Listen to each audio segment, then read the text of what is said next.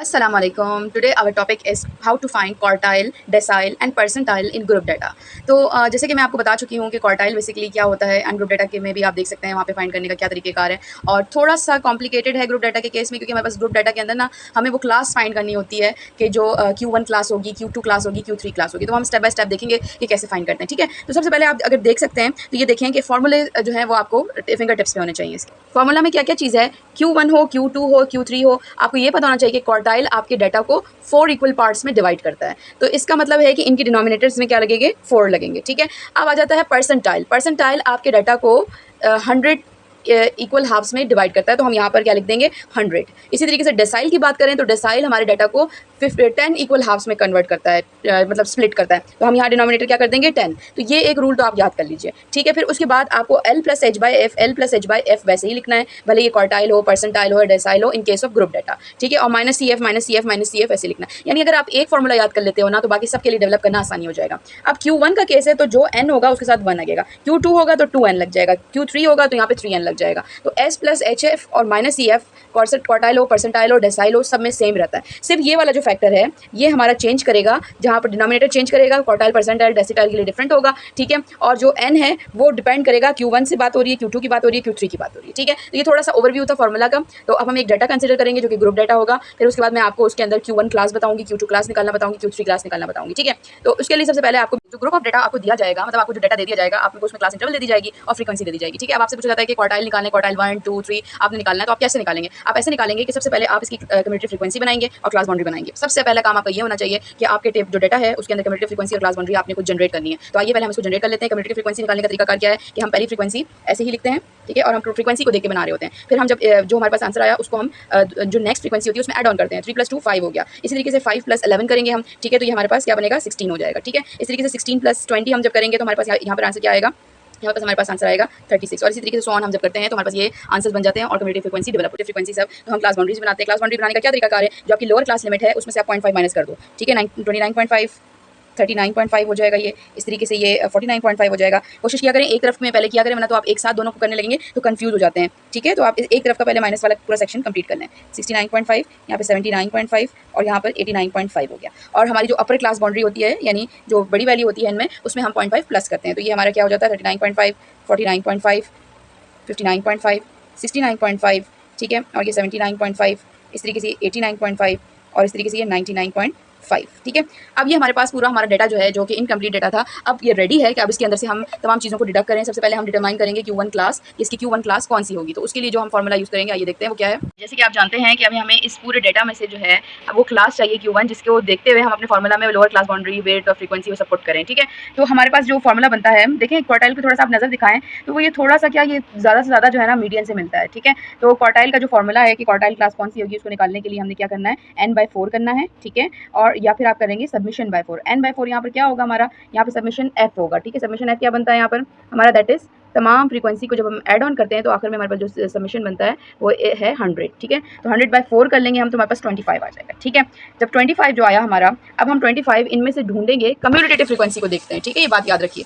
Commutative frequency में हम ये नोट करेंगे कि इसमें से मीडियन क्लास कौन सी होगी, मतलब Q1 क्लास कौन सी होगी। ठीक है, तो अगर हम देखें हमारे पास आंसर है 25। ठीक है, तो अब 25 जो है वो इनमें से कौन कौन सी वैल्यू के बाद नहीं आएगा, यानी 25 से बड़ी वैल्यू कौन सी होगी और इनके दरमियान कहाँ 25 लाई करता है। 2 और 5 के दरमियान तो नहीं आता, 5 और 16 के दरमियान भी नहीं आता, 16 और 36 के दरमियान 25 आता है। तो ये वाली जो क्लास होगी, यानी जो इसके बाद 25 आ ही नहीं सकता, ये क्लास कहेंगे हम this is our Q1 class. अब जब हमें Q1 क्लास मिल गई तो समझे हमें फिर अपने फॉर्मूला को में पुट करने में आसानी होगी। आइए करते हैं वो भी मिलके। ओके, अब आप देख सकते हैं कि हमारे पास क्लास को हमें पता चल गई है। ठीक है, अब हम फॉर्मूला को दोबारा रिव्यू करते हैं। तो हमारे पास Q1 का जो फॉर्मूला आता है वो बेसिकली क्या है, L प्लस, यहाँ Q1 लिख देते हैं। Q1 का जो फॉर्मूला है वो है L प्लस h/f, जिसमें L lower class boundary of Q1 class होगी। ठीक है, अगर हम Q1 क्लास को देखेंगे तो हमारे पास लोअर क्लास बाउंड्री क्या बनती है, 59.5। ठीक है, इसी तरीके से हमारी जो विड्थ है वो कैसे निकालते हैं, हम दोनों जो क्लास बाउंड्रीज है उसको माइनस करें, आपके पास विड्थ आ जाती है। ठीक है, इसी तरीके से आपकी फ्रीक्वेंसी जो है Q1 क्लास की वो 20 है। ठीक है, और कम्युनिटी फ्रीक्वेंसी जो है वो आपकी क्या है, 16 है, लेकिन वो Q1 क्लास की नहीं बल्कि इससे ऊपर वाली क्लास की है। ठीक है, और जो आप जब इनको फॉर्मूला में पुट करते हैं तो आपके पास ये आंसर बनता है। इस तरीके से आपका Q1 निकल जाएगा।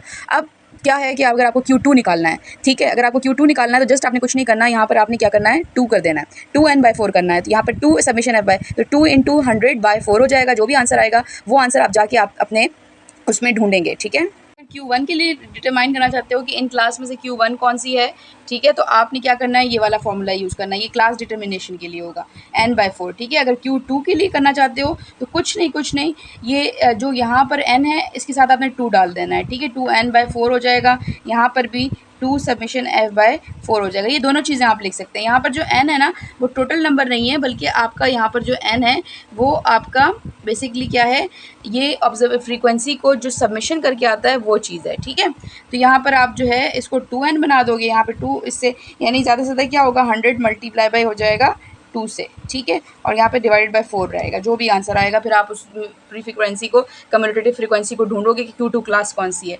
इसी तरीके से Q3 क्लास जो है आपने क्या किया 3n/4 कर देना है, ठीक है, या 3 submission f/4, both of them are right, दोनों ठीक है, ठीक है, इसलिए मैं दोनों को इक्वल करके लिख रही हूँ। इस तरीके से आप क्या करोगे 3/100 करोगे, डिवाइड बाय 4 करोगे, जो भी आंसर आएगा वो कम्यूटेटिव फ्रीक्वेंसी आप यहाँ पे ढूंढोगे, वो क्लास आपकी Q3 क्लास होगी, जैसे मैंने आपको Q1 क्लास बना के दिखाई है, ठीक है। तो ये कॉन्सेप्ट है। और फिर अगेन आपने क्या करना होगा, फिर आपने यही फार्मूला यूज़ करना होगा। जैसे Q1 क्लास के लिए L+H/F है, तो Q2 क्लास के लिए जस्ट यहाँ पे 2 लग जाएगा, Q3 क्लास के लिए यहाँ पे 3 लग जाएगा, बस, ठीक है। और फिर आपको जाहिर सी बात है वो क्लास मिल जाएगी, तो उसकी लोअर क्लास बाउंड्री, उसका विड्थ और उसकी फ्रीक्वेंसी, उसके प्रीसीडिंग यानी उसके ऊपर वाली फ्रीक्वेंसी, कम्यूटेटिव फ्रीक्वेंसी निकालने में कोई टेंशन नहीं होगी। तो this was our topic about quartile. Percentile के लिए भी देख सकते हैं, यानी हमें एक चीज़ समझ में आ गई है कि अगर हमें जो है ग्रुप डाटा जो है उसका निकालना है Q1, Q2, Q3, P1, P2 या P50, ठीक है, या D1, D2, D3, जो भी निकालना है आपने,